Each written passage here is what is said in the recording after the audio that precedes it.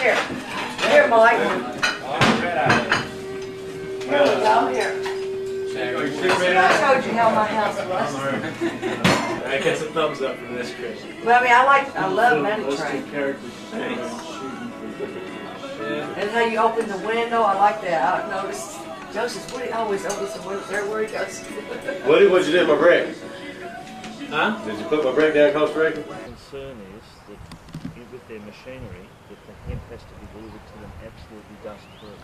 Adrian, is Woody demonstrating what happens if you have too much industrial hemp? But they want it absolutely dust-free because they use 2 or 3 hours every day. fibre inside a cardboard. It's in really good shape then, though. Hemp brigade on its way to Simpsonville. And as far back as you might wish to go through any shifts, it was the same routes as contemporary hemp from German hemp. The machine that's on the back of that truck is basically That's probably a good piece of soil in the airport. Yep.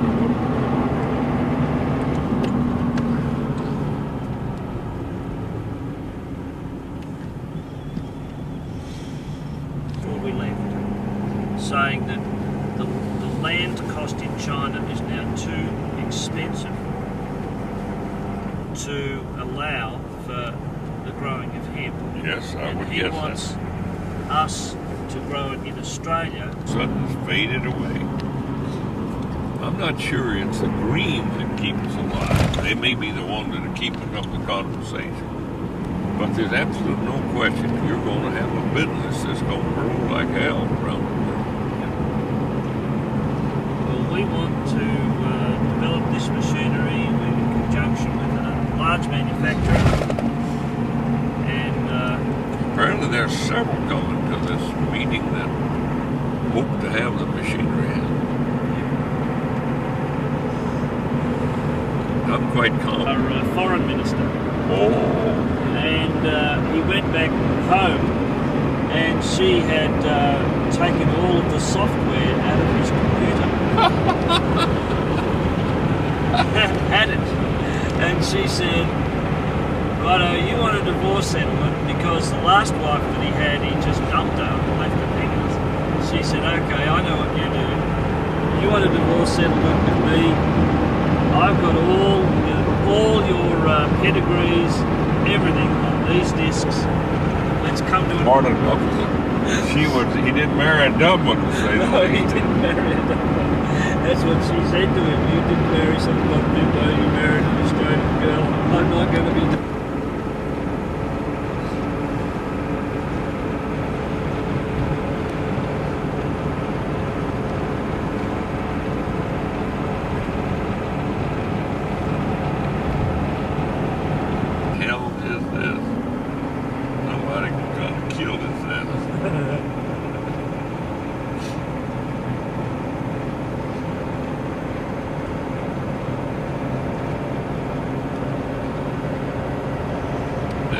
Scared schoolhouse to death with this many damn people showing up.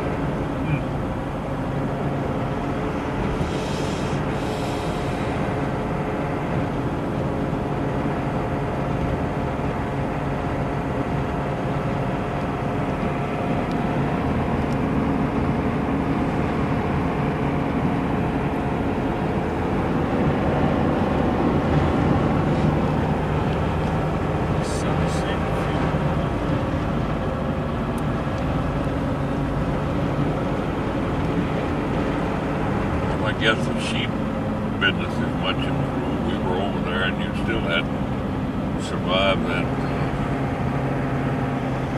wool monopoly often. Oh yeah. Trying to go, we're going to get in the right lane. We're going to turn down here and then. Lord have mercy, I hadn't heard left that. a hell of a communication problem. Yep, that can well happen in any society. Soviet Union. That looks like Ireland, some parts of Europe. Developing country.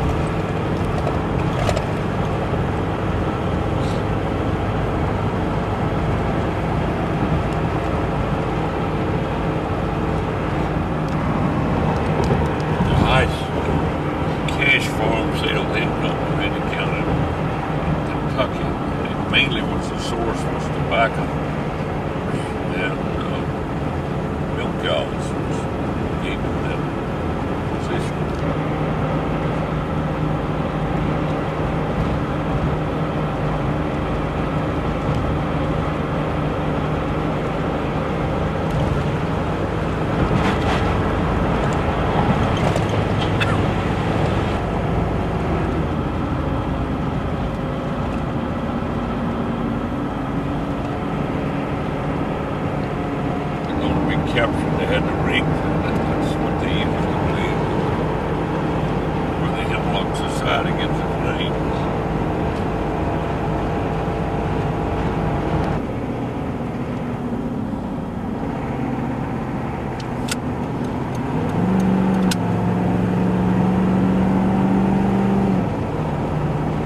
Start coming off at the next exit.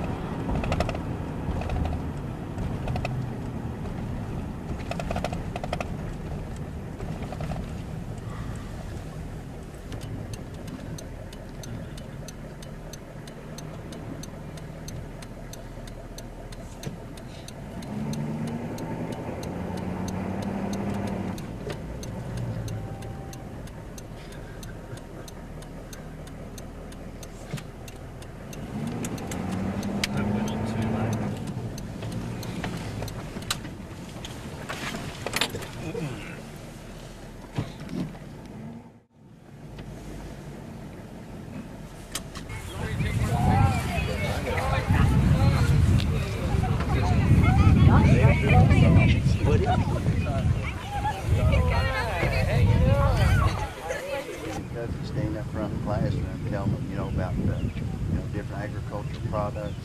I won't do it all this. Always educated, just as late. Yeah, I stayed up 3 hours.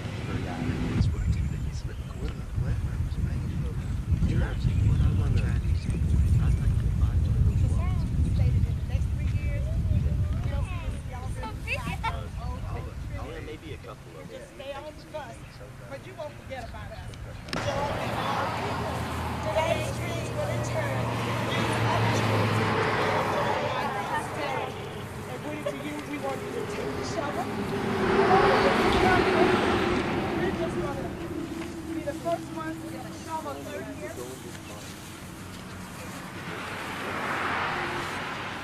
And we're just going this is for Woody. Let's give him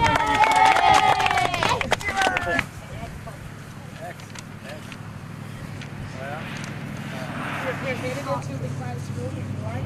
And we're just leaving the Hemp Museum. I guess you guys will finish this part later. Yes. Everyone, if you would turn and focus and look towards the Hemp Museum. I have a friend here, Craig Lee, and Woody.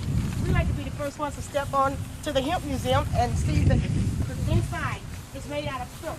Now my students know that hemp is a fiber source, and that we have talked about hemp and that it's a sustainable crop that can supplement tobacco. And so this is what I'm teaching in my classroom here in Kentucky. That if kids can be aware of both sides of the issue, then they can become decision makers and become citizens who enforce the law and also create the law-making body. So this is the 5th grade class. And if we would just step over and let's take a look inside this museum. You're going to learn some things.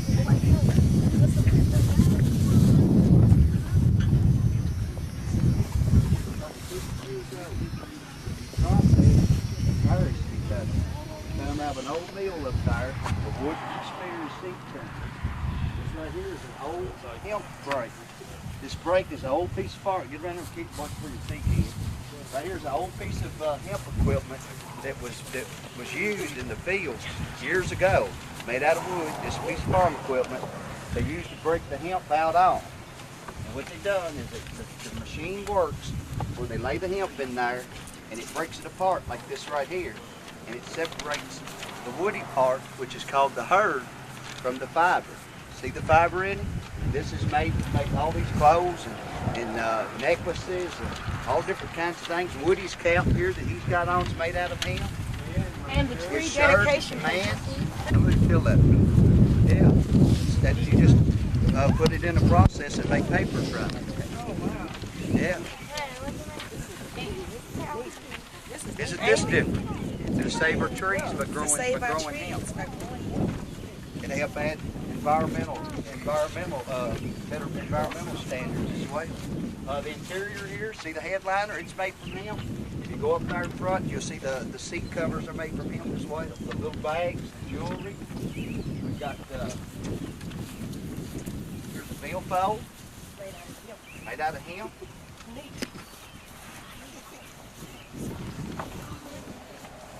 Here's some oil. See the oil made that's high in omega acids. It's good for food, clean cholesterol out your system. What do you think about it? Hey, it's different. It's different. It's a whole new world out here.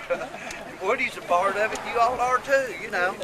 Hey, I tell you, I'm 40 years old, and it took me I'm 43 years old. It took me 40 years to get educated on hemp, but I finally found out what it's all about, you know, and it's a good product. We used to grow it here.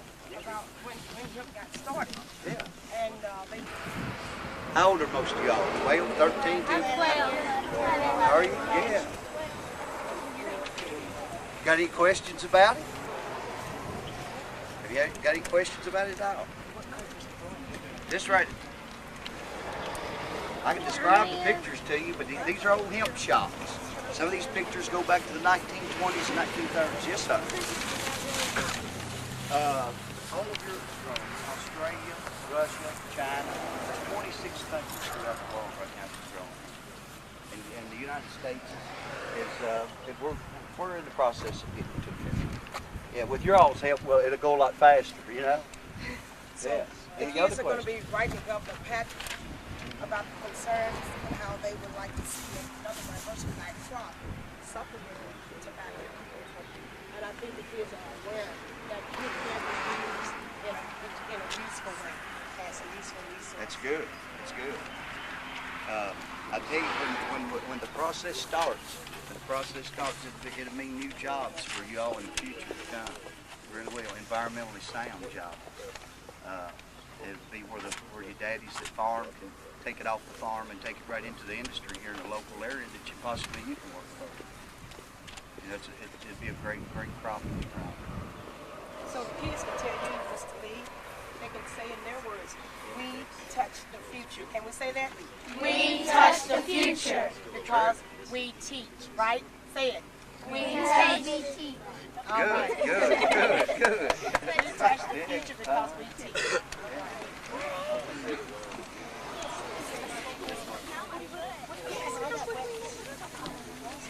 I'm joking. How you doing?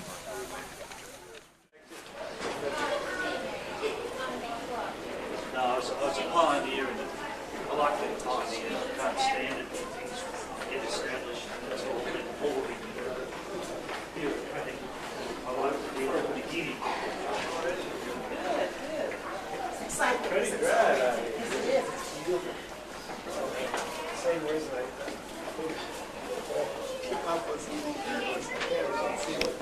Thank you.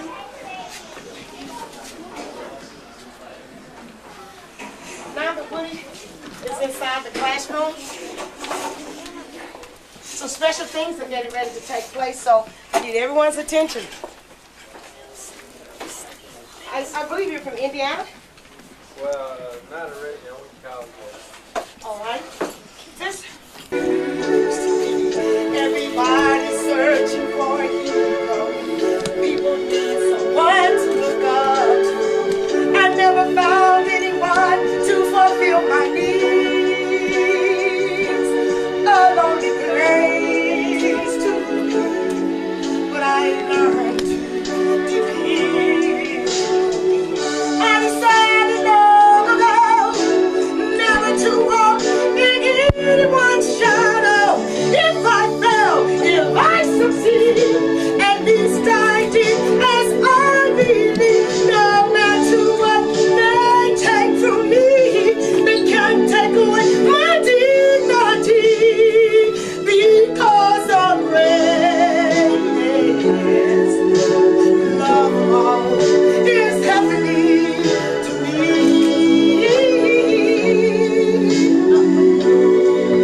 I found the grace.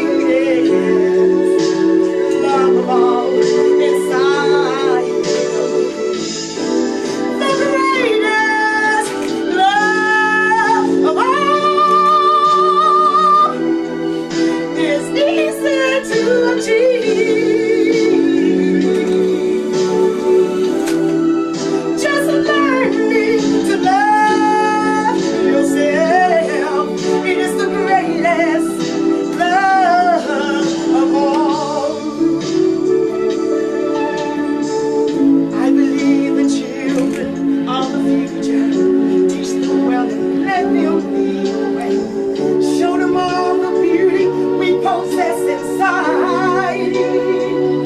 Just give them a sense of pride to make it easier. Let the children's laughter remind us how we used. And said long ago, never to walk in anyone's shadow. If I fail, if I succeed, at least I did as I believe. No matter what they take from me, they can't take away my dignity. Because the greatest love of all is happening to me.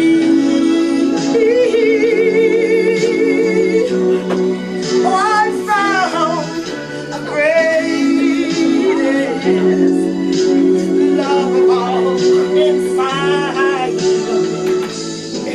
The greatest love of all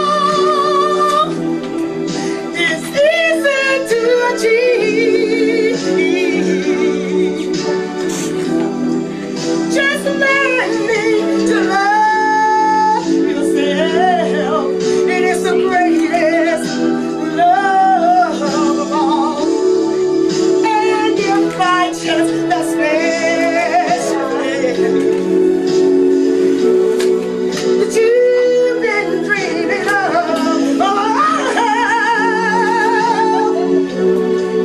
it leads you to a lonely, lonely place. Just find your strength in love. Let's get it for Woody.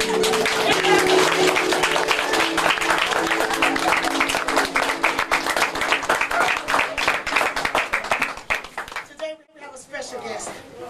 Woody is special because he has touched the lives of the 5th grade students in Miss Cockrel's classroom today.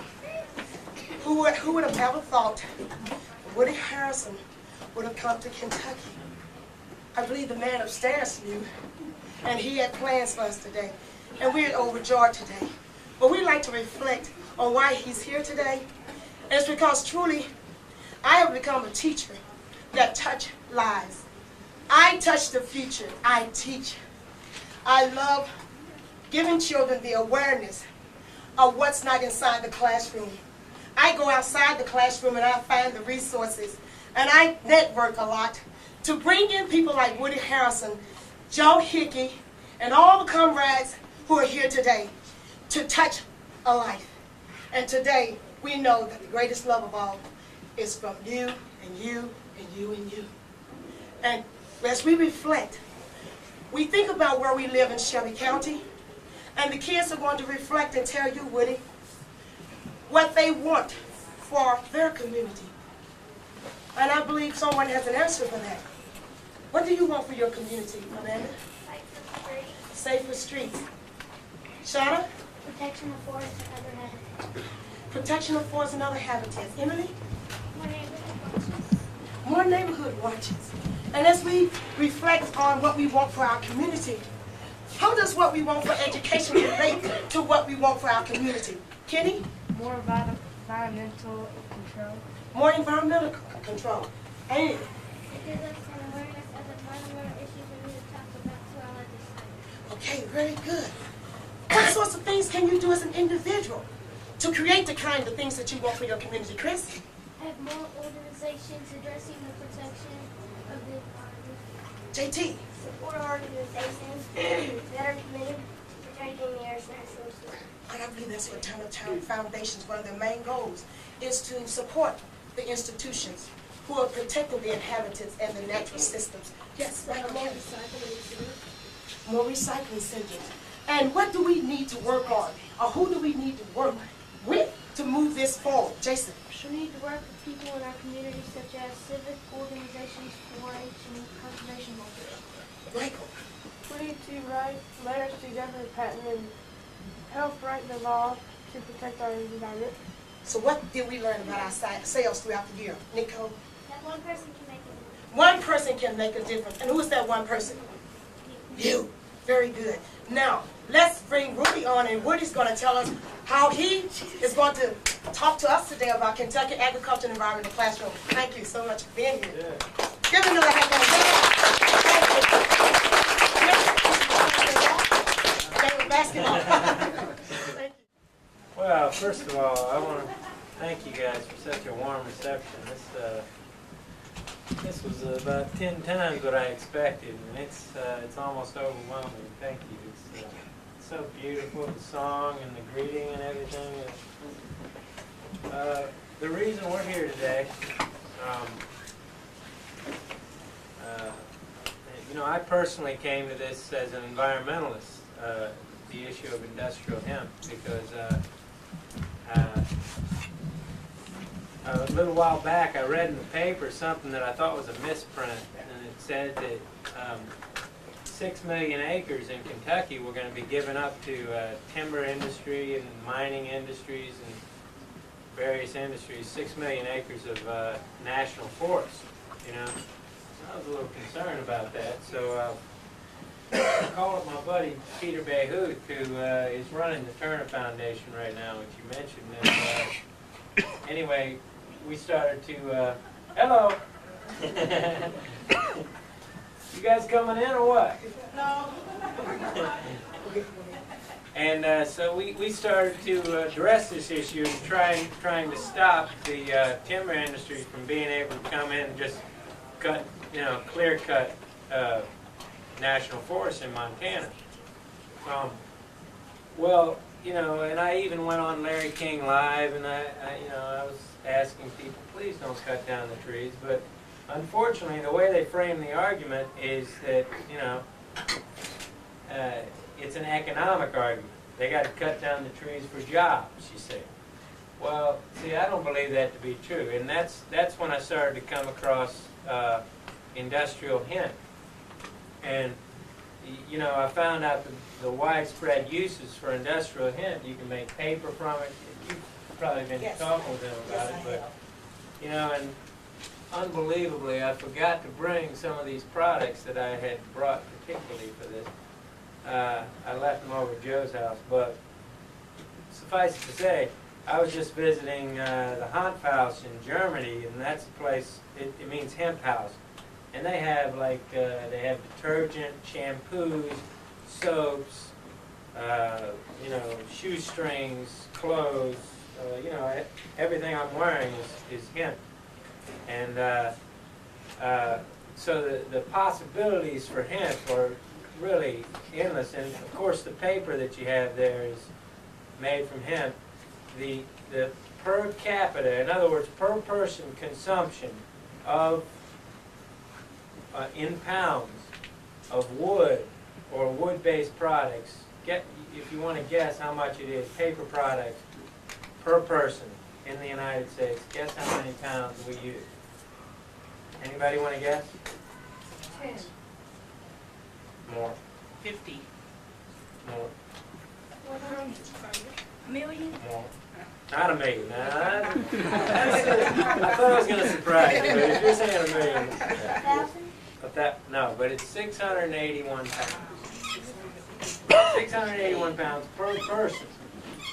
Well, so we obviously have to reduce our consumption of wood and wood-based products, and you know, that's why I'm into the issue of industrial hemp, because I think it has a, you know, a myriad of uses, as well as an alternative to petroleum products, because they say that everything that can be made from a hydrocarbon, right, like a petroleum product, can be made from a carbohydrate. You know, it can be made from an agricultural product.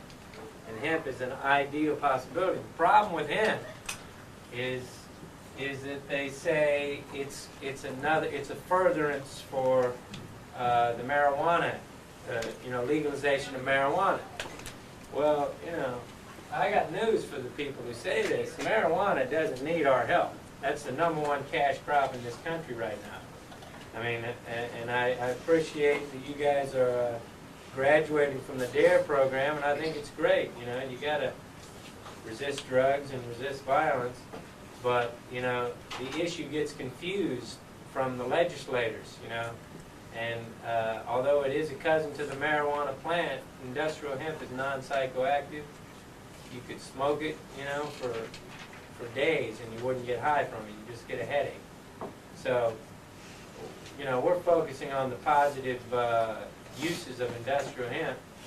And I guess I should really turn everything over to the guy who made all this happen, who is my personal hero, Joe Hickey. Where is Joe? Oh, here he is, Joe Hickey.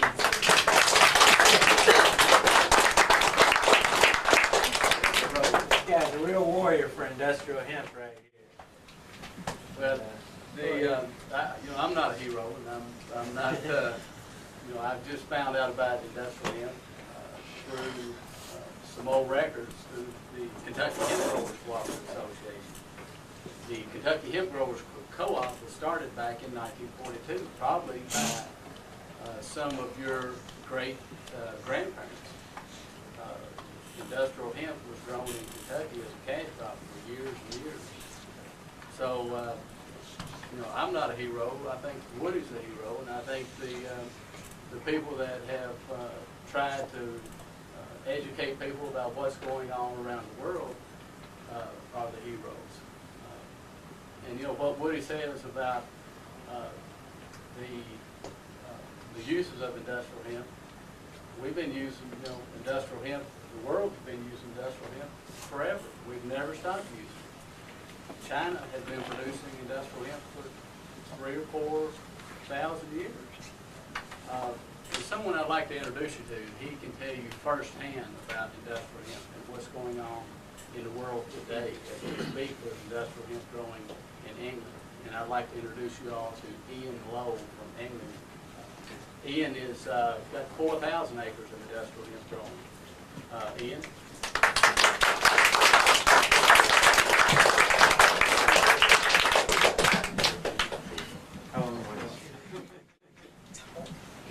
Good. I don't know how I follow that as just a simple, quiet Englishman. I'm not sort of like all you Americans, so confident and sure of yourselves. Who's from a farming family here? Who's from a farming background? A lot of you. Good. So your folks farm. So you understand about crops and growing things and everything. That's good, because I'm from a farming background. My business back in England is supplying things to farmers, seed and fertilizer and chemicals, and buying grain, wheat and barley and all the different crops back from them. And we're in eastern England, about 50 miles from London. And our farmers are always looking for new crops to grow. They grow wheat, they grow barley, oilseed rape for margarines and cooking oils. I have some livestock, not so many livestock in eastern England because we're a very dry part of the country. Livestock in England is more in the west part of the country where there's much more rainfall and the grass grows much more. So our farmers are always looking for new crops. And about 5 years ago, we thought, through some contacts we had, we started looking at the possibility of growing hemp. And I knew a bit about hemp. I'd grown up in the 60s, and I knew about marijuana and all the drug side of it. But we also started to see that in France, just across a little bit of water called the English Channel, in France they were growing many thousands of acres of hemp. And they were using it for all sorts of different products, mainly for paper making, but all sorts of other possibilities coming along. So we started and we grew some little test trial plots, no bigger than this room, and the crop grew well. We planted it in the spring and it grew to about, you talking feet or in meters? Feet. Feet. That grew about 12 feet high in 3 months. So we planted the seed at the end of April, and at the end of July, that was at least as high as this room. So it was a pretty amazing crop in June and July, it was growing 2 inches a day. So if you put a stick in the middle of the field, I don't know if you've ever done this with any of your other crops, corn or anything, put a stick in the middle of the field, and each day you go out there and measure it, and you can see it growing a couple of inches a day. So we thought this is an amazing crop. And anyway, the trials were successful, and so we then approached our government and said we wanted to grow this crop on a big scale on farms throughout eastern England, and they gave us licenses to do it, because our government are worried, the same as your government is worried, that hemp is the same botanical species as marijuana, and they were worried about people going into the fields and stealing the crop and trying to smoke it and everything else. But we were able to prove to them that the industrial hemp that we were using could not be smoked. You could smoke a whole 50 acres and it wouldn't do you any good. It just give you a headache or kill you, but it wouldn't give you any great kick. So we managed to prove to them that this was industrial hemp and there was no dangers from the drug side. And so they gave us the license, and this was in 1993, to go ahead and to grow 1,500 acres. And so we did that. We put in a factory to start processing the crop. And in August, September of that year, we harvested our first large-scale crop. And since then, in 94, we did a few more acres. 95, we were up to about 2,500 acres. And this year, we've just planted about a month ago 4,000 acres of hemp. So we're growing the crop. We're actually, if you like doing it, we're one stage ahead of you. I hope you chaps will catch up very quickly, and that you'll be growing it in Kentucky. Because the one thing we've got in common is we've got a history of growing hemp. When I was over in America last, I was given a book of the history of the Kentucky hemp fields. When I went into my hotel last night, there was a history of Lexington sitting on the coffee table in the room. And I opened it up, and on about page 23 of that book, there was a whole page about the Lexington hemp industry. So the thing we've got in common is a good farming industry, a lot of people working still in agriculture in your country, and this history of having grown hemp over hundreds of years. So as I say, we have that in common. What are we doing with the hemp? I've just got a few things. Can I borrow your desk here? See what I've got. That's a little booklet, which I can maybe leave with you, which tells you a bit about what we've been doing. And these are just some of the products that we're making, so that you know this is a genuine thing, and not just a gimmick. That's the sort of thing we get, the fibre that we get from the crop. You might just pass that around. That's it comes out of the field in big stalks, as you can imagine, these 12-foot long stalks. And then we process it, and we take the fibre off the outside. So you want to pass that around, and we'll have a look and a feel of that. Because in our factory we decorticate, we separate the outer fibres from the inner core. And that's the inner core. That comes out of the plant. Now that inner core, would you believe what we sell that for? It's a very good thing to say in Kentucky, because you're the most famous place in the world after England for horses. We actually sell that core for horse bedding. And you pass that leaflet around, and that's proving very popular. We're selling a lot of tons of that every year as horse bedding. But then the fibre is the more interesting thing, and there's a lot of things you can do with the fibre. You make paper from it somewhere. You can see how well prepared I was for this. That's paper made from hemp. I'll pass that around. That's actually a tree-free paper. That's made from hemp and straw pulp, straw from wheat crops. So you can make paper from the fibre. You can make boards. Perhaps take some of these samples back afterwards, but I think I'm going to be asked to show them off tomorrow as well.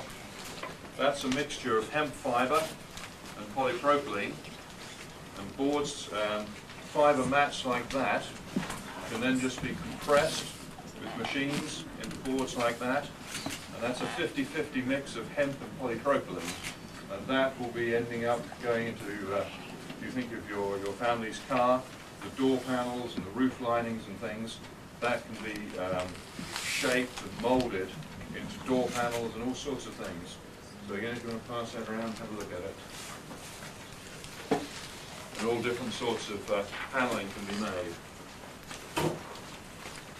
And then textiles. These, we're still in the early stages of making textiles.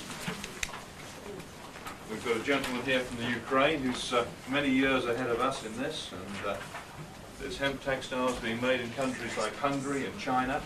So we're just in the very early stages of it. But these are all different sorts of mixes of hemp and other fabrics. This is 75% linen. Linen is from the flax plant, and 25% English hemp. Again, that's the same sort of thing. This is a mix of cotton. Maybe it's come from American cotton, I don't know. But 50% cotton and 50% English hemp. So all these sort of things coming from the hemp plant. So if people say to you, all this hemp interest and everything is just a cover for the drug thing, and it's just people wanting to legalize marijuana, all this talk about it not being a genuine industrial crop, it's rubbish. You can tell them, you've met someone today who's growing it, who's grown it now for 4 years, on thousands of acres, thousands of tons have gone through our factory and gone into real, genuine industrial markets. No one smoked anything from what have we grown now? We've grown, I suppose, nearly 10,000 acres. No one smoked any of that 10,000 acres, certainly not successfully, but as I say, from that 10,000 acres, a lot of tons have gone into very genuine industrial markets. So as I say, if you get people saying it's not a genuine crop, it's not a real industrial crop, that is not true. We're there and we're proving that it is. So there you go. Any questions? You must have done a good job. I've got a question. Sorry, I work here at Simpsonville with Ms. Cockrel's class.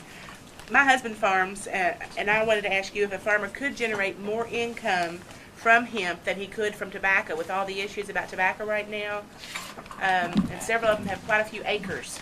Do you think that they would generate, would they still get the same return? Or I think in time. I don't know the economics of growing tobacco, because that's one crop we don't grow in England. Our farmers are growing hemp. They wouldn't grow it unless they could make money out of it, compared with their other crops. We have a very big advantage. European agriculture is still quite heavily subsidized, and there's quite good subsidies from the government for growing fiber crops like hemp. So they start off with a good subsidy, which helps them. The other thing which we found, we've spent hundreds of thousands of pounds now setting up this business. You need an infrastructure. It's no good, you can't just wake up one morning and say, right, we're going to produce hemp, but we're going to have an instant market for it. Because when we started, there was no marketing, there was no selling, there was no factories to process the stuff, and it takes time to build all that up. So, assuming you go through the legal, political battles, which I'm sure you will, someone is then going to have to commit, or some group of people is going to have to commit to getting the industry up and running. It doesn't just happen overnight. I'm sure that's the same with any industry, any farming industry or other industry. Someone's got to put the money in, build the factory, do the marketing, do the research, get the products right and everything. But certainly if you can get hemp through, and the highest value market is the textile market, if you can get hemp into good quality textiles, that will be a very profitable crop for your farmers. There's a range of markets. The things I've talked about today for the fibre. The textile market would be the most demanding in terms of quality and the most difficult to achieve. What we call the non-wovens, like the automobile industry stuff, the composite boards, would be the sort of the middle market in terms of value. And that's quite an exciting one, because the automobile industry is huge. I don't know how many cars they're producing in America every day, but if you take in Europe, there's something like 5,000 Volkswagen Golfs running off the production line every day. Now, if each one of those has 5 kilos of hemp in it, which is quite possible, quite a realistic figure, it doesn't take long to work out how many tons of market you've got for fibres, natural fibres. So that sort of non-woven market is the middle value market, and then the paper market is the low value. And of course the problem on the paper thing is that it's still very cheap to chop down trees. Woody's talked about that. It's you know, you can go into a forest, clear a forest, old growth forest. In terms of economic cash today, it's not actually cost a lot. You can say that you're sacrificing the future and all these other things, but it's still, wood pulp is still in a way too cheap. It's a false price. So that's the lowest value, and I think you would struggle to make an economic crop if you were just going into that one market. Yeah. Which crop is easier to raise, tobacco or hemp? Easier to Raise. hemp is wonderful to raise. I think, as I've never farmed tobacco, but hemp is very easy to grow. You go out and say, our farms would plant late April, when the soil's starting to warm up. They want to plant into a nice moist, wet soil, and that crop will grow very quickly. We use no pesticides on our crop, which is something I should have mentioned, which is obviously good environmentally. The crop grows so quickly, it will smother the ground, it will smother out any other weeds and drive them out. So the crop smothers the weeds, so we use no weed killers on our crops. At the moment we've got no pests and no diseases which are touching the crop, so we use no fungicides and we use no insecticides. And our farmers around us, I mean, I obviously know because we sell some of the chemicals, they're spending a lot of money on chemicals on crops like wheat and barley. But as I say, on the hemp, they're using no chemicals.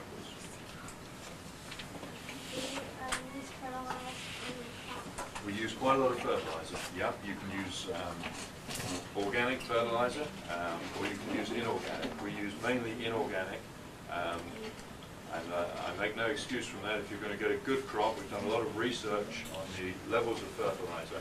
If you're going to get a good crop, you do need to fertilize it quite well.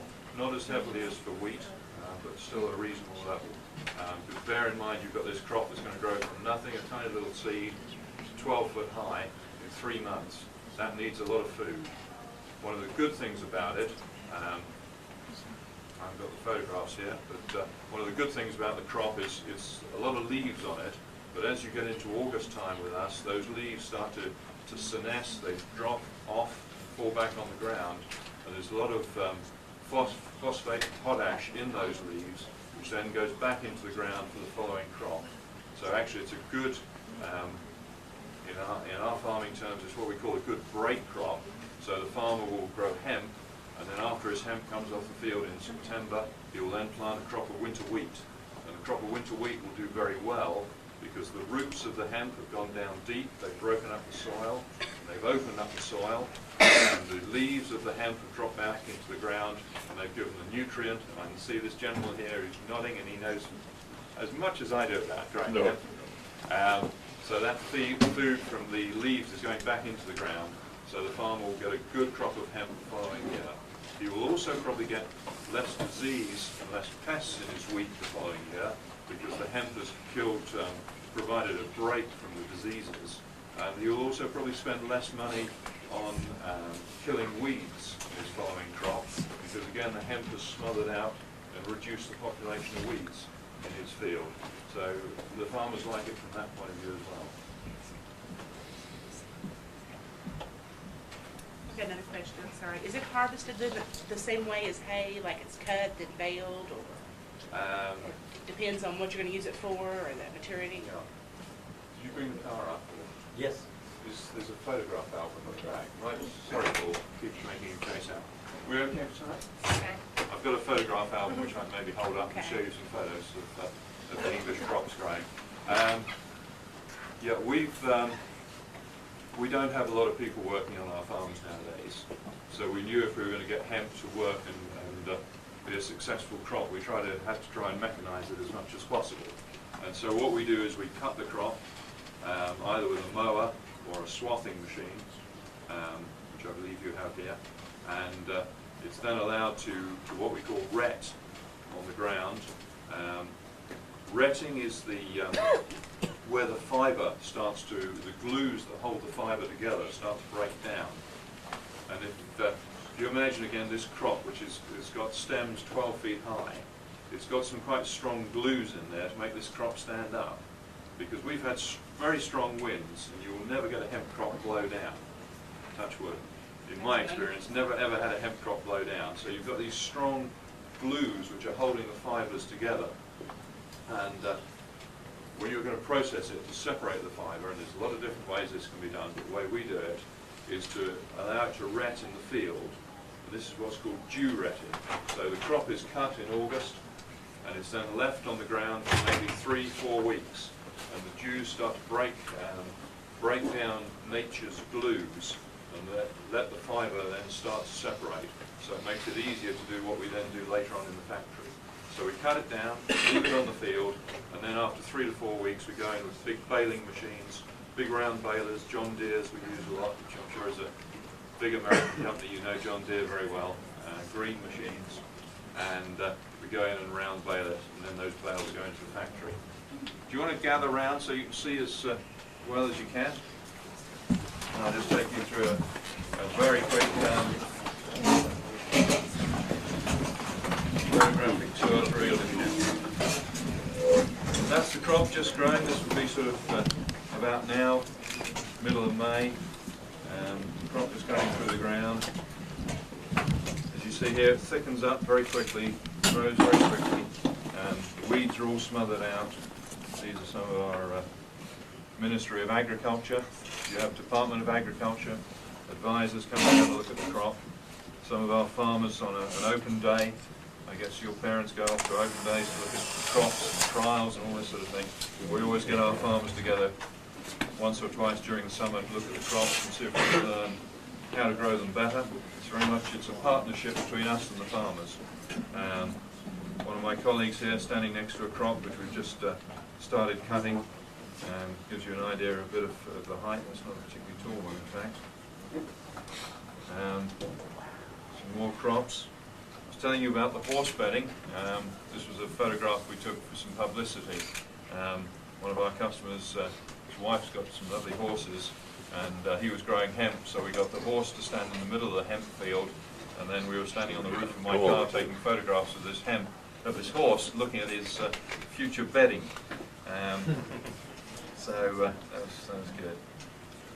The horse tried to eat it, but it didn't like it. It nibbled a few leaves and then left it. And then you're getting nearer to harvest, and the leaves, all this masses of these beautiful green leaves starting to drop off, fall back into the ground again. This was just really to see, someone asked a question about weeds, and you can see underneath, once all this canopy of leaves has dropped off, there's very few weeds growing there. It's kept the ground very clean. The weeds that have germinated and tried to grow, they've got no light, so they've died. Where are we? And then we're starting to cut the crop. Got some photographs. This is a swathing machine. This is the mowing machine, 2 different methods we've tried. Here's a photograph of a stem, and you see we've peeled back the fibre. So you've got the outer fibre, which is what's ending up in this, and then you've got the inner core, which is what we're selling for the horse bedding. And then after a few weeks, it's gone, the green's gone out of it, it's turned this brown sort of colour, and so the fibres are starting to separate. When we go in, we turn the crop, to just turn it over to let it dry out, and then we go in and bale the crop. John Deere or 1 or 2 other machines we use into these big round, they're 5-foot diameter bales, and then that's the horse bedding. Some photographs of the horse bedding, we sell it in these 20-kilo bales, and the horse owners love it. It's marvellous. If we ever exhaust the horse market, and there's a pretty big horse market in England, there's a lot of horse owners, very enthusiastic horse country, we get on well with Kentucky people.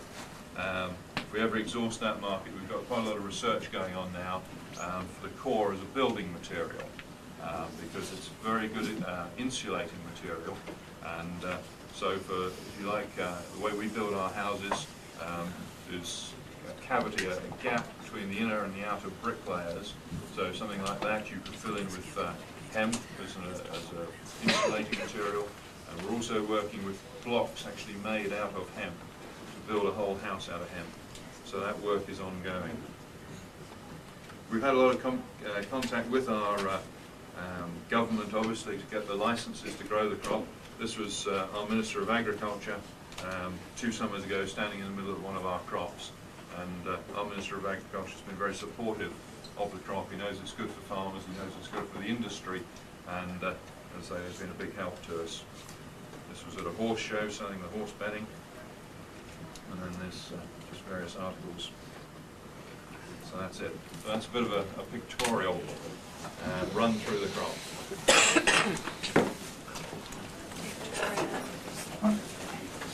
Good. Where's Joe?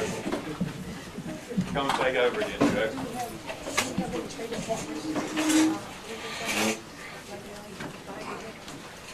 No, Joe and I talked about the horse bedding, the cost of shipping the horse bedding from England to Kentucky worked out pretty expensive. We haven't done anything yet. Good. Let's give him a hand.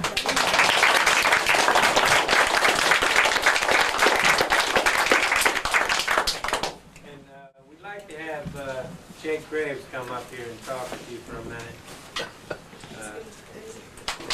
about the history. Chinese proverb, one picture's worth 1,000 words. Here's a product made from hemp. I raised hemp, and those pictures are the only ones I see anywhere to depict how thick it is and how tall it is.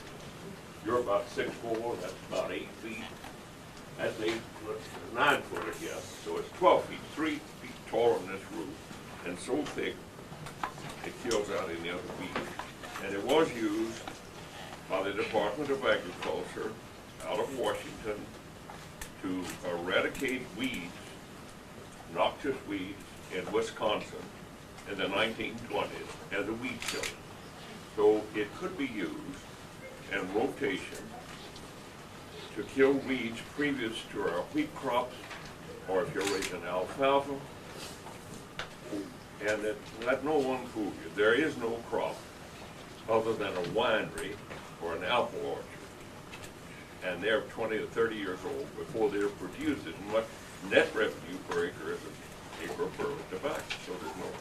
But it will give you quite a competition with all of your hay and other forms of crops. It may not equal the current value of beans or corn, but that's a freak. They're up 40% too.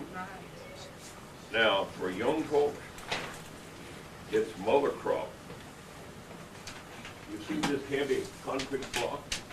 In Hungary, they're mixing this hemp fiber with that block so you can lift it. And they don't have as many men because during the war they killed off a lot of the men. So they have a lot of women working in construction. And they're trying to do things to make the brick and the block lighter weight. You can eat it, you can wear it, and it'll shelter you. It does not take anything to kill bugs. As far as we know, it doesn't. It does in England, and it didn't in Kentucky. I am a 6th generation farmer in the state of Kentucky. My grandfather was born in 1844. My daddy, 100 years after the country, 1876. So I can bring to you the history of farming in Kentucky in excess of 150 years. During the Second World War, we had the same priority to buy tractors, oil, tires, gas, cars, anything we wanted, as the naval station in Louisville or the signal depot in Lexington. In other words, they had colonels. My family, my father, through working with another family out of Justman County, had gotten all of the hemp seed available. And he had raised hemp in 1940, 1941, when the Japanese attacked us. The United States government sent their troops in and took over our hemp seed. In 1942, after they acquired the hemp seed along in November and December, they formed the Kentucky Hemp Seed Grower, Kentucky Fiber, and Kentucky Seed Growers at that time, because the whole problem was we did not have nylon or rayon. You had to use hemp to make the rope And we thought we'd have to have an armada to get to Japan, because there wasn't any other system until Doolittle found out they could fly those planes. So they were desperate to get it. Even more important, the U-boats were shooting holes in the side of our ships going to England. And they found out you can make a rug, just very much like this fabric, on the floor out of hemp. And if they shot a hole in the ship, you could drop that rug over the side, the salt water hits it and it swelled, and it would keep the ship from sinking because the pumps could work. So you can see why we were desperate to raise hemp. My father and his father and his grandfather had all raised hemp, so it wasn't anything new to him. He had raised it in the First World War. He knew about having it to be prepared for the Second World War. So for an old coon with white hair, I can tell you, it won't make you drunk, it won't make you crazy, and it might make you some money, and it'll do all the things I'm telling you about. And pass that seed out, you can chew all a lot of it. Now, I met a friend in Canada whose parents were peasants in Hungary. He went back and found their native village. They use this hemp to make hemp butter, like you eat peanut butter. Now, I don't know of any other crop that we're associated with. Corn is a marvelous product. We get oil and we get, you know how they make this paper white that you're using? They use corn. This paper is made out of a tree. In order to make it pretty white, you have to put, what is it? Cornstarch. You have to make it white with corn. Hemp paper comes out of a different color and you take dye. The original Gutenberg Bible is on hemp. Most of the old master fabrics that painted are on hemp. The original draft of the United States Constitution is on hemp. One of the first drafts, not the final one was not, as far as I know. So what you learn from me, that it can be done, it has been done, and I have done it. And I want you to try this seed now. I haven't had it. You got one? Oh, it's been treated, I'm sorry. But pass it around so you can see it. I remember eating it and enjoyed it, and it has a very distinct taste. Now, when you're raising hemp along in August, riding down the country roads, you can smell it. And it's a little bit like the skunk flavor, just a light skunk flavor. But in many parts of the world, this is peanut butter made out of this seed.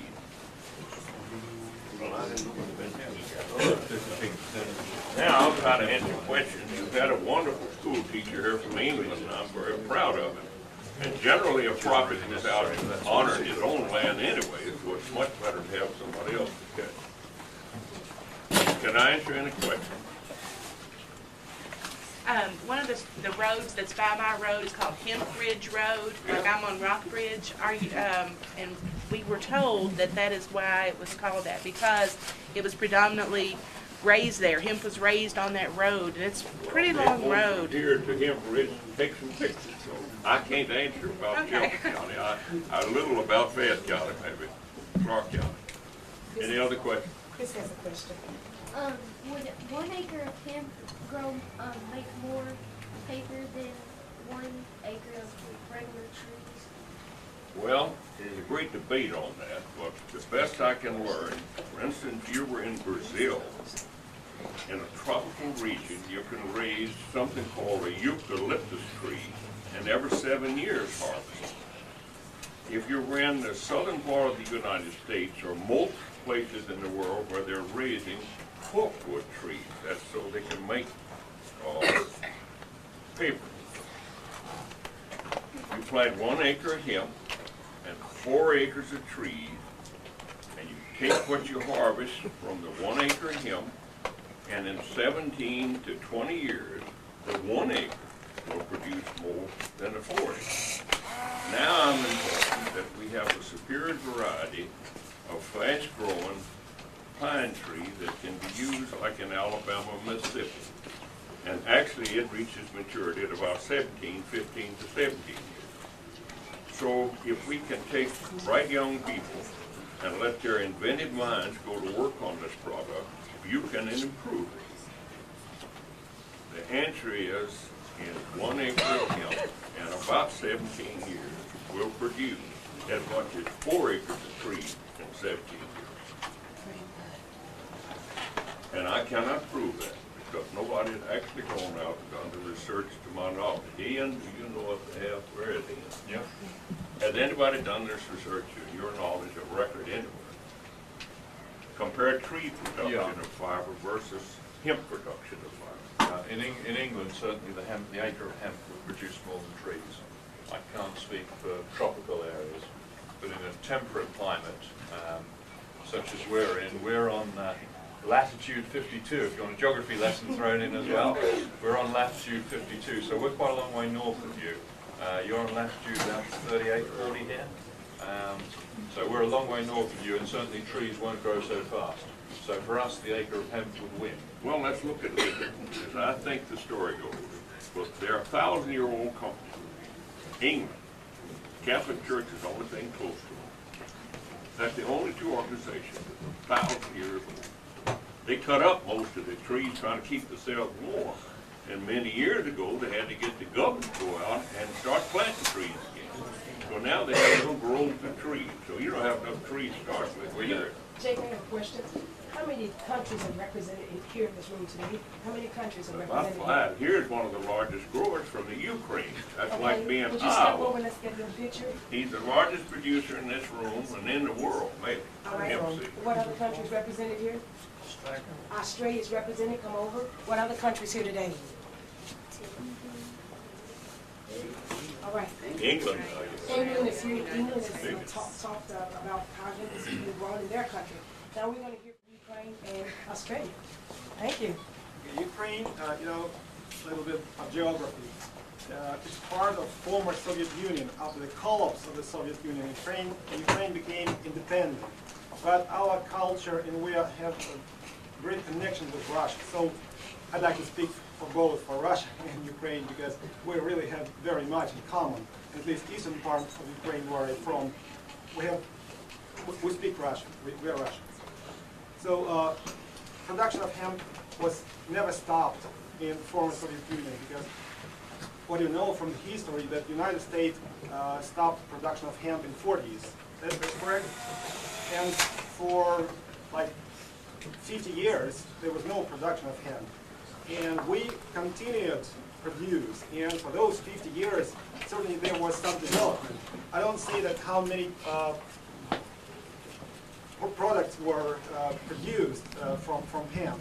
I would like to speak about development and research, which were done in this field. And you know that it takes some machinery to harvest hemp, to process it, and there is a big institute in Ukraine, Institute of Best Crops, and it came up with a design of new harvester. And that harvester offers sort of alternative technology of harvesting.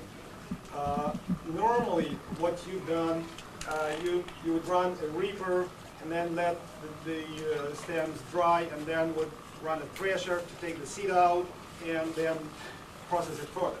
So the new combine, which was developed at the Institute of Best Crops, does threshing as it goes. So that not only eliminates a lot of man's labor, who should follow the reaper and put the stacks and then feed the thresher when it goes. So it takes like 6-7 men to work as a crew, and it also has another advantage that the loss of seed is brought down.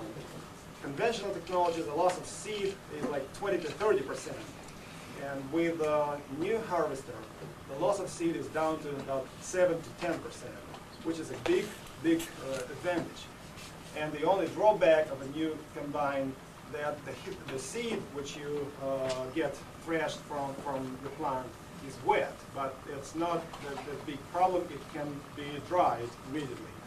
So I believe that there is a big future to join our efforts on continuing on large-scale production of industrial hemp. Right now, our economy is in difficult state because after the collapse of the Soviet Union and after the break of socialist economy, we're still in transition period. And for that reason, production of hemp also dropped drastically. And last winter, a lot of hemp crops were still in the fields. They did not harvest it. They did not have fuel or so. And if those farms which did that knew that the price for hemp seed would rise so high, they would certainly harvest it, but they didn't know. So this year they planted a lot more hemp seed, and I believe that by harvest time, high quality seed will be available from Ukraine. So we could supply seed for you guys and to catch up in production of seed and do this wonderful things which hemp plant offers.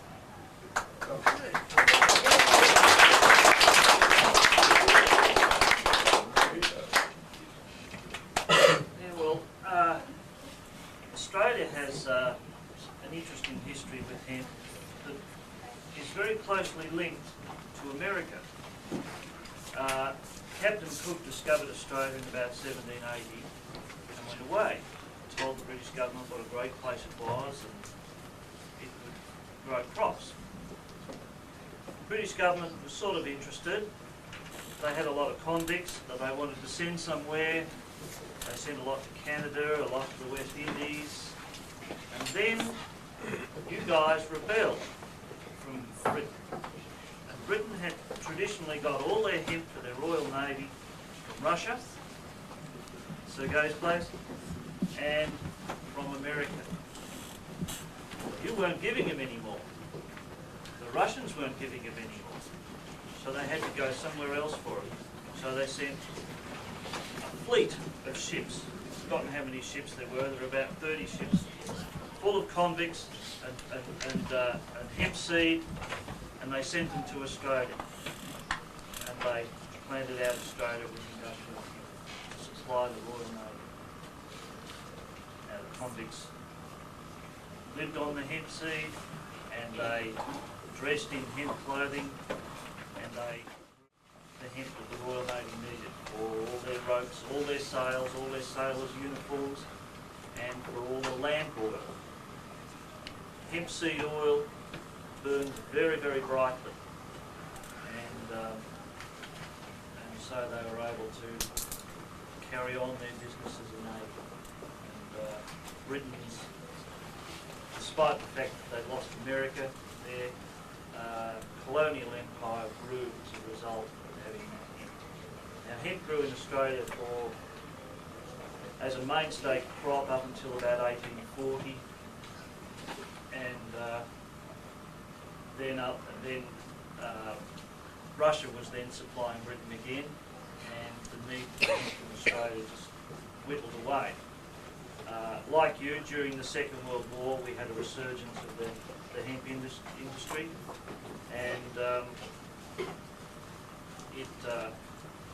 it flourished up until about 1951, when the confusion with the drug and so on, and the proliferation of oil-based products came along and took over the market. The main problem was, in those days, the labour intensiveness of hemp. In China, where it's grown now, they have about 50,000 hectares, it's about 100,000 acres, growing hemp. It's all harvested and decorticated by hand. It only gets to machinery when it's already a fine fibre. And this is the problem with it throughout the world. And in Australia, it's more of a problem because we are a country as big as the USA, and we have only 17 million people. During the war, it was substantially less. It was about 8. And they just did not have the labour for such a labour-intensive crop. So farmers went to crops that could be harvested with existing machinery. Now, in Australia, they've allowed us to do trial crops. In the state of Victoria, where I come from, which is in the south, they've allowed a trial crop. And following our lead, the other states are doing the same. It's still going to be the problem with machinery, and for Australia that's more acute than for any other country. So we have developed a machine which harvests it and decorticates it instantly. And that, we believe, will be the key equipment for the whole new hemp industry. Without such equipment, I believe the hemp industry in the world will reach a plateau and not advance very much because of its need for labour. And it's very grueling, horrible work to work with hemp at that level.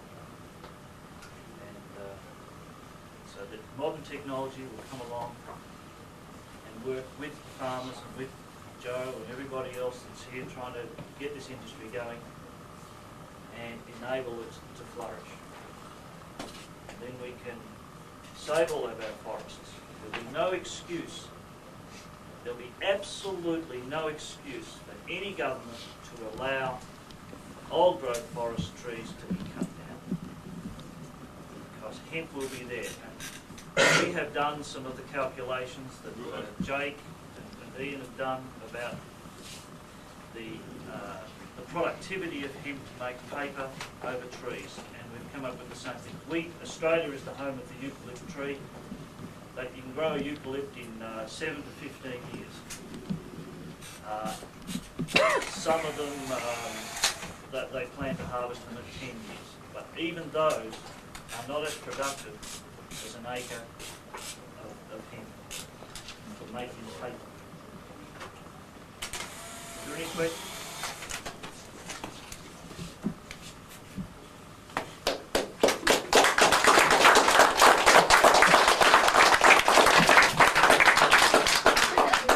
I got this for you.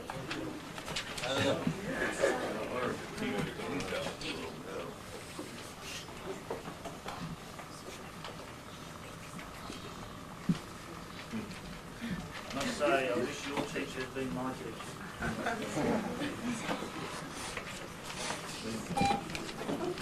Miss Cockrel? Ms. Cockrel, they're paging.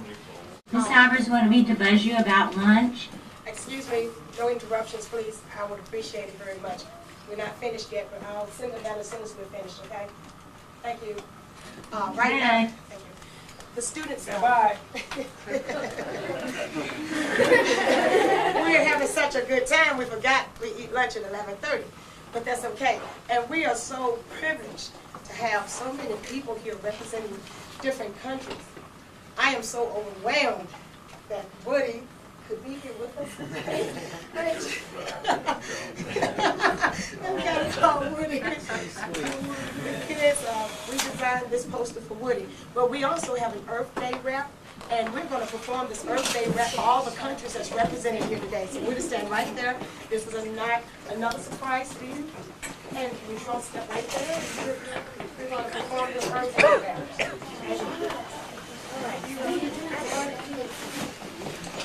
This is the 5th grade classroom Cockrel's Earthday Rap to wrap up today. The sky is high and the ocean is deep, But we can treat the planet like the garbage heap. Don't wreck it, Protect it, keep part of it wild, and think about the future of your great-grandchild. Recycle, bicycle, don't you drive by yourself. Don't buy those plastic products on the supermarket shelf. Boycott, petition, let the Big business know that if they mess it up, here there's nowhere else we can go. Don't shrug your shoulders, saying, what can I do? Only one person can do it, and the person is you. All right.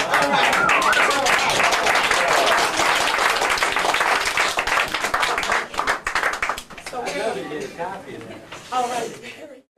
Very good. So I just wanted to, I know you guys are anxious to eat. I am too.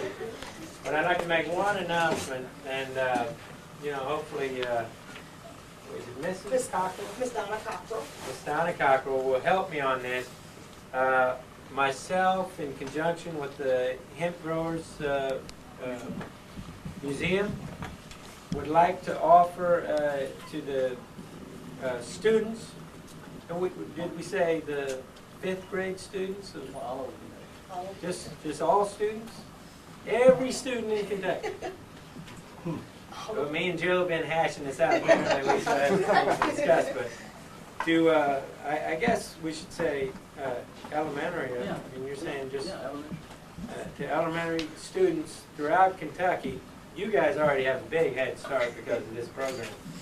But to write an essay on industrial hemp, which you can turn in at the beginning of next year, and hopefully Ms. Cockrel will help on this, judge it and everything, and the winner will receive $500.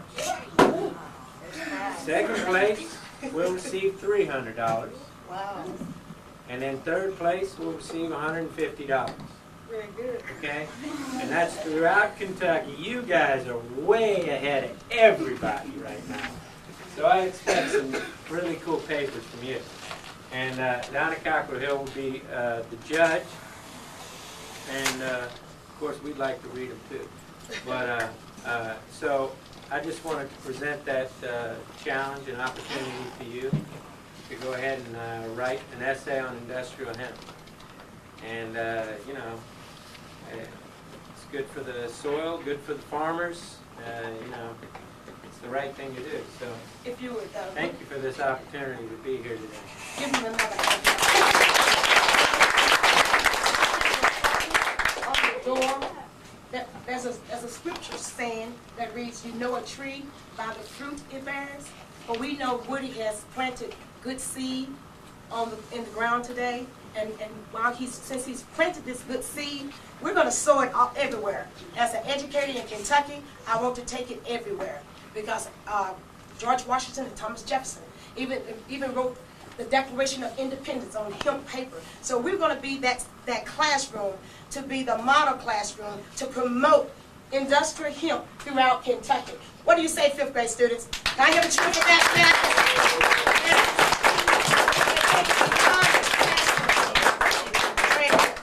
So to all those that are listening today, truly, he has bared good seed in this room today. All of you all have reaped from the harvest.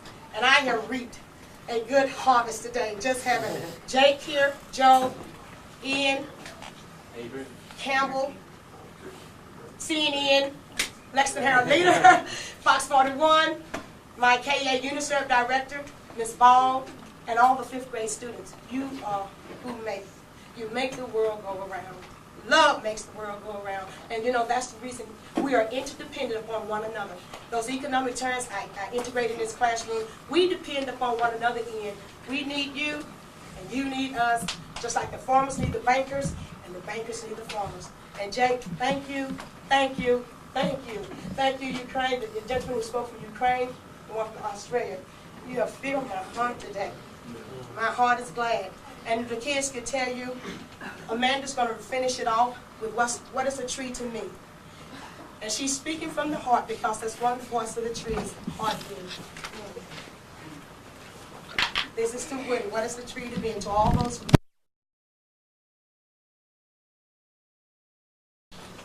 Canvas can, but they're lost and turned into hanging on a pan and something else.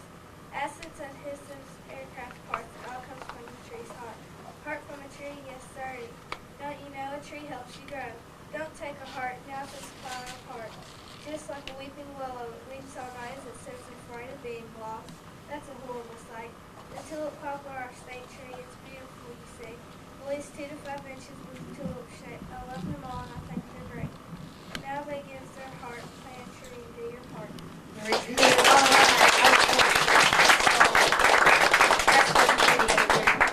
We planted a tree for life. As you can see, if you focus in our classroom, we planted a tree for life.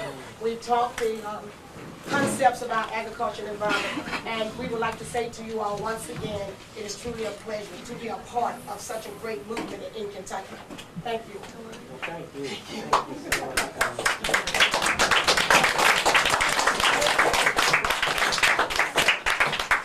I guess if I can, Miss Sutton, would you take the students, please? To lunch? They will line up. Everyone down. Everyone down.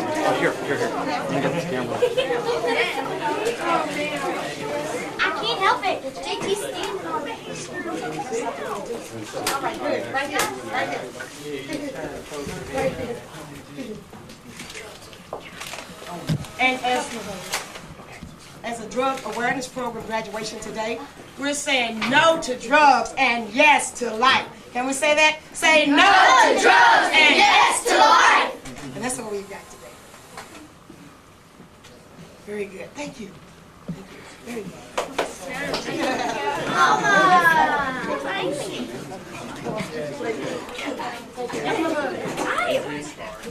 If you're looking for the other picture,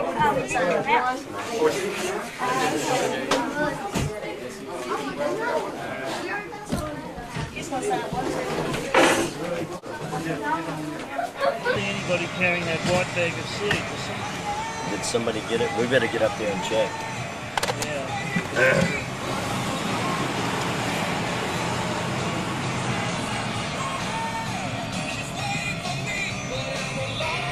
Jake didn't have it, I know that. Joe was I had one long way from home. What? Other guy seems. Yeah. Us four also.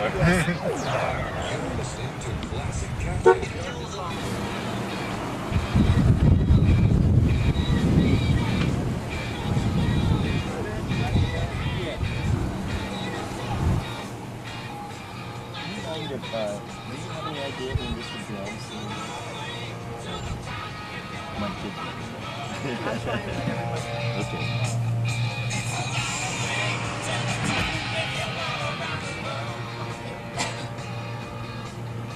And parasites on the two law-abiding out there. Therefore, they're taking, you see, they don't believe, socialists don't believe that money can be created.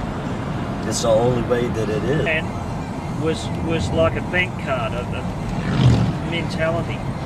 He kept the interest rates high so that we could get foreign money into our country. The only true growth or true wealth is when you take a raw resource and make a product. Yeah. I can tell you, it's not going over very well in the United States. This country's about ready to have a revolution, and the split goes all the way into the Pentagon. Yeah. Because so it's not going to be little rebels, bands of rebels blowing up some satellite thing. Because when the split happens, it'll split all the way right down from the Pentagon. So both sides are going to be very well armed. Very plain to me that we have 500,000 Australians in London and England, all around England, and they all vote. Oh yeah, you can do that too in the United States. What do they call it? Absentee ballot. Yeah, you can do that. Alright. Of course, you can't wait till the voting day to do that. That's something you've got to plan ahead for. Well, you do it on voting day in Australia as well. See, that's... Well, you may actually be able to cast your ballot on voting day, but I mean, you have to have them. Yeah, it doesn't get counted for a couple of weeks. It was the votes in England that changed one of our state governments just recently, Queensland state government, to change absentee votes from England.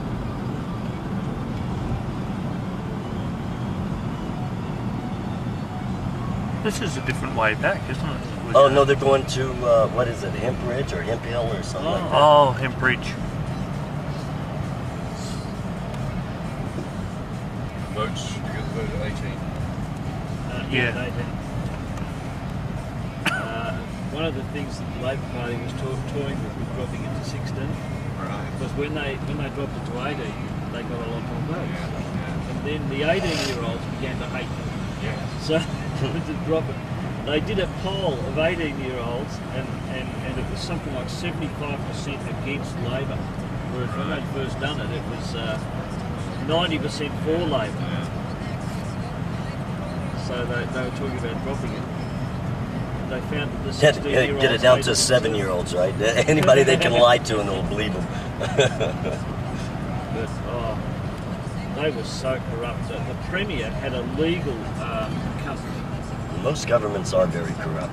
You give people that kind of power. If you were a building tycoon and you wanted to build a skyscraper in Melbourne, you went to this company and you paid the fee and you got a permit from the Premier and you got a government lease, that they would lease so much of your building to government bureaucrats. And it turned out that they'd in fact agreed to lease more space than there were public servants to fill it. But you got your building. So now Melbourne. No, this was the state Labor man. This is John Cain. So we've still got buildings that are now 4, 5, 6 years old that are basically, and the banks own them. Or the Japanese or whoever bought it, the banks who can afford to sit there and wait with no rent coming in. And they're not being maintained properly. How much would you pay per acre for these sorts of farms?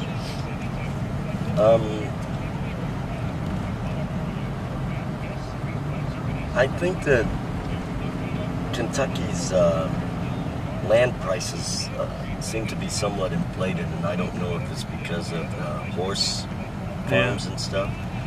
But I think you could actually end up paying out here somewhere between $5,000 and $10,000. You could buy top quality farmland in the central part of the country for less than that. Yeah. 3,000 to 5,000, I'd say.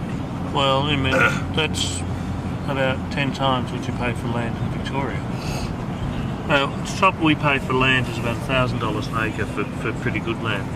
You could have done that in the United States about before 1985 it started, and land prices started going back up. Out in West Australia and places like that, you can pay down to as little as $1 an acre. Yeah, I don't know any place that you can pay that much, but there are places, if you buy wooded land, not farmland, you can get it $700, $500, maybe $200 an acre. But you have to be on top of it. You've got to be following it, looking for it. Yeah. You grab it when it wants that opportunity. Now you can get land really cheap by buying tax lands. So. Yeah.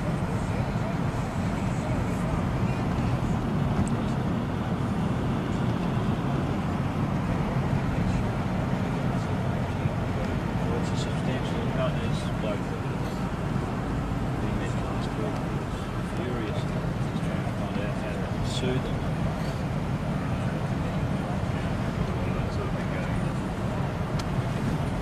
Very clever.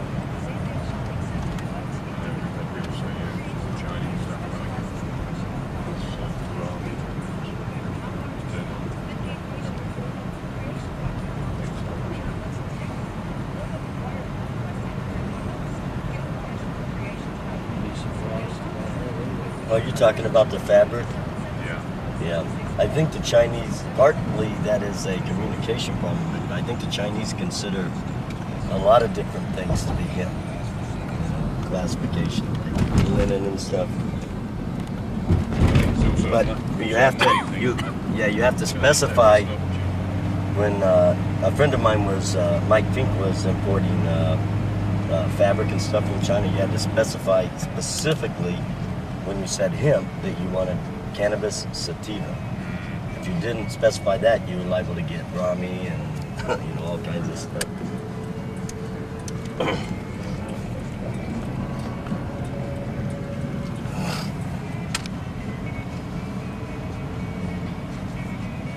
It's a good English group.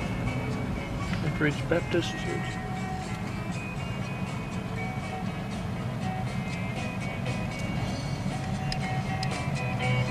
I don't know which one this one is. Should know. Oh, it's a Stones.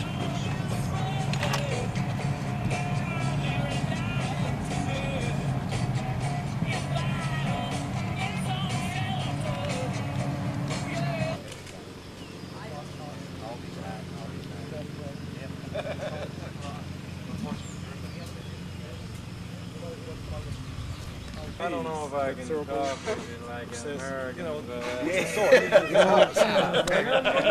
Describe it to him. What was that? We were just took off.